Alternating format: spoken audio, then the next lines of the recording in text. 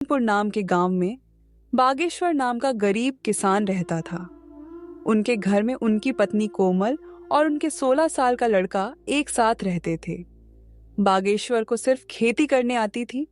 उसके अलावा उसने कोई और काम नहीं सीखा था। सही समय पर बारिश न होने की वजह से उसके खेत में फसल ही नहीं होते थे, जिसके कारण परिवार चलाना बहुत कठिन हो रहा था।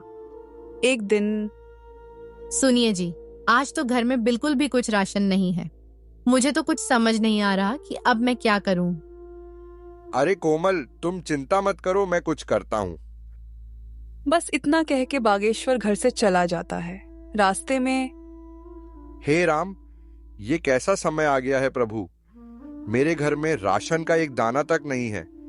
चलो, मैं और मेरी कोमल तो भूखे पेट रह लेंगे, लेकिन मेरे बेटे का क्या।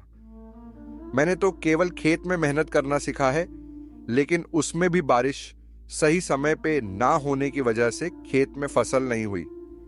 अब मेरे पास जमींदार से उधारी पैसे लेने के अलावा कोई दूसरा रास्ता नहीं है। बागेश्वर अपने गांव के जमींदार के पास जाता है।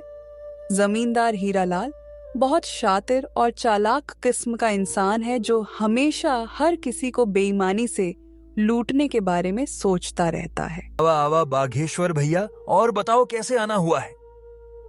क्या बताऊं जमींदार जी, बहुत खराब समय से गुजर रहा हूं। देखिए ना, अब बारिश समय से ना होने पर खेत की सारी फसलें बर्बाद हो चुकी हैं। घर में अनाज का एक दाना भी नहीं है, इसलिए आपसे कुछ पैसे उधार लेने आया हूं। अरे हाँ हाँ भैया, बोलो। ऐसे समय में हम नहीं मदद करेंगे तो और कौन करेगा। बोलो बोलो, कितने दे दूं। आपका बहुत बहुत धन्यवाद जमींदार जी, लेकिन मैं ज्यादा पैसा उधार नहीं लेना चाहता, इसलिए आप ऐसा करें कि 1,500 रुपये दे दीजिए। अरे भैया, ये कैसन बात कर रहे हो। भला 10 से 12,000 रुपए तो लो। क्या पता आगे चल के कब बरसात होगी और कब समय बदले।